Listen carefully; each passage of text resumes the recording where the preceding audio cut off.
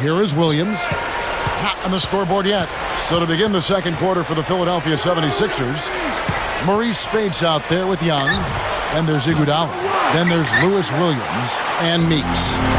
Celtics leading by 5. Philly finished 4th, Clark, in their division last year, but they did all right against their fellow Atlantic Division team. Well, 7-9 against those teams in the division. You know, they were 4th there, and it was the non-divisional games. That's where they got derailed.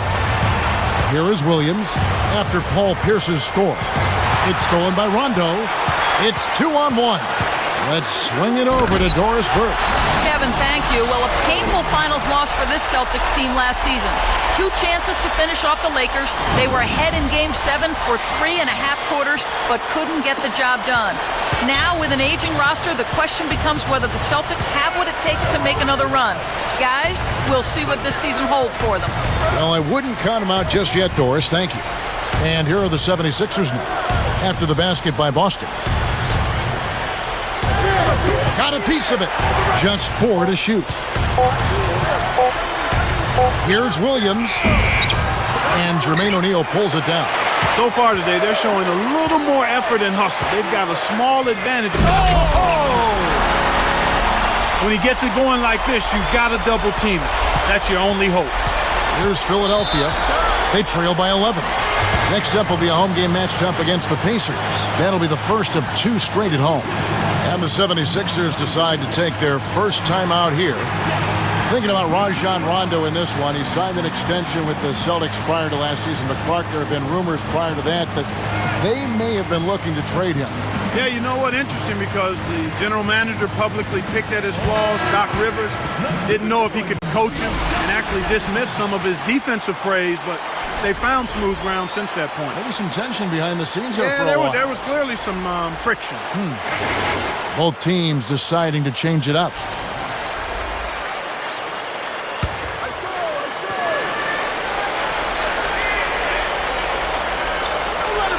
Here's Nocioni. Backing down is Brand. Trains it from 7 feet out.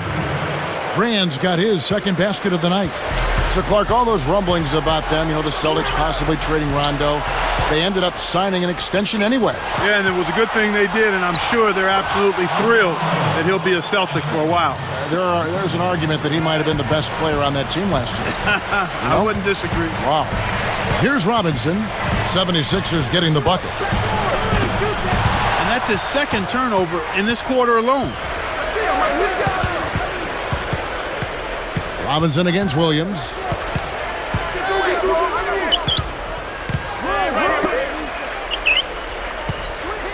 Turner with it. The kick out to Williams. Clock at 2. Over Davis. The shot by Williams, no good. Celtics leading by 7. Robinson kicks to Davis. And the one-handed jam to finish. That's a great pass. Way to get it to the open man. Here's Williams. Still looking to get on the scoreboard. Here's Turner. And that's laid up and in. You can't let guys get so close to the hoop like that. You got to bump them and chuck them a little bit as they come through the paint. Make them feel you. Young against Davis. Defended by Young. And Davis puts it in. Davis has got his second basket of the game. Tour de force performance right here. They're having a great second quarter. Here's Williams. And Davis pulls it down. Well, Kev, they're making a strong statement under the boards. I mean, out-rebounding by a pretty good margin here. Robinson against Young. Young against Robinson. Fires from 14. The shot is off. So Philadelphia will take it the other way. Probably the big surprise of the playoffs last year was how the Boston Celtics ended up really taking it to the Cavaliers. You know, Kevin, it went 6 games, but you could kind of tell that the Celtics were in full control of that. The Cavs never really seriously threatened it. Wafer. And off there. He misses his first shot of the night. He's picked up by O'Neal. Here's Young. Davis reels in the defensive rebound. You know, Clark, just thinking back to that Cavs. Good. Wow. Just toss it up there and let your teammate take care of his business. Clark, is there a prettier play in the game of basketball than that? I don't think so.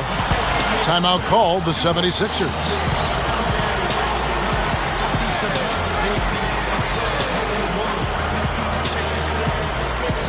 And a whole new group out on the floor for the Celtics.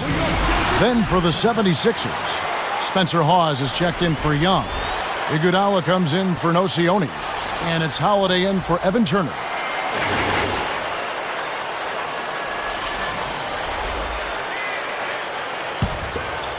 Here's Holiday. 12 points for him.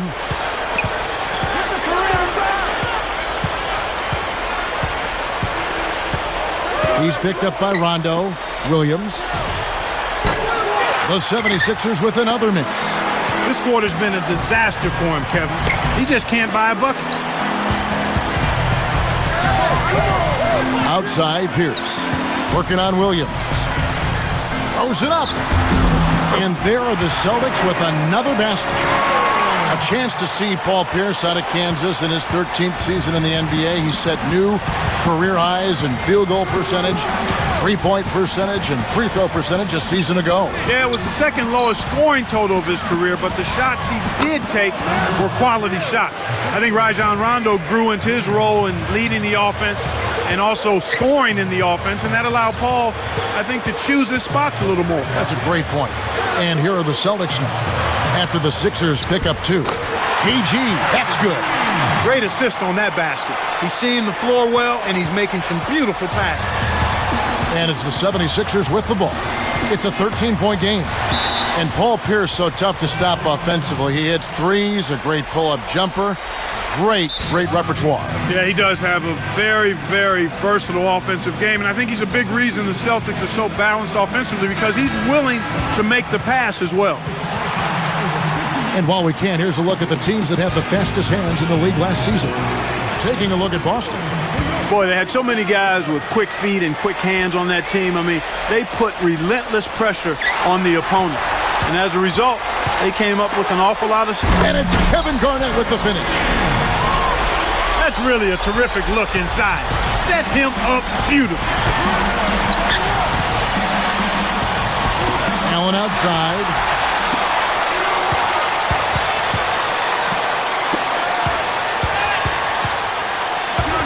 And Pierce backs in. And again, it's Boston converting. Well, he's really been big for their team, finding a way to consistently get it done on the scoreboard.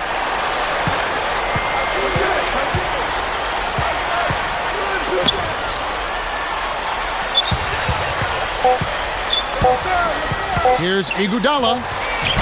And that's off as he tries to beat the buzzer. You know, the defense has really stepped up here to start this game. I like that. They came out ready to take care of business at that end of the floor. Solid defensive work across the board. And time running out in what's been a lopsided first half. Paul Pierce playing very well. He's got 11 points, then he's buried 1 3-pointer in the course of this game. Boy, he was locked in that whole half. It's the Celtics leading by 17.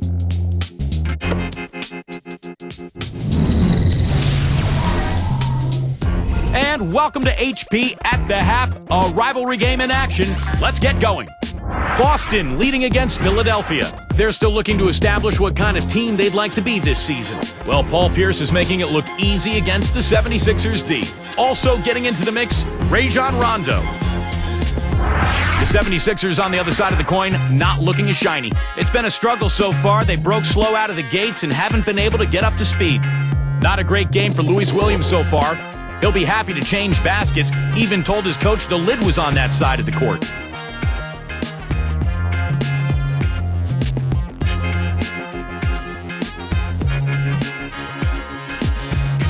And now that's it for us here in the studios. Let's send you back to your arena. Kevin Harlan, Clark Kellogg, Doris Burke, waiting to call the second half for you.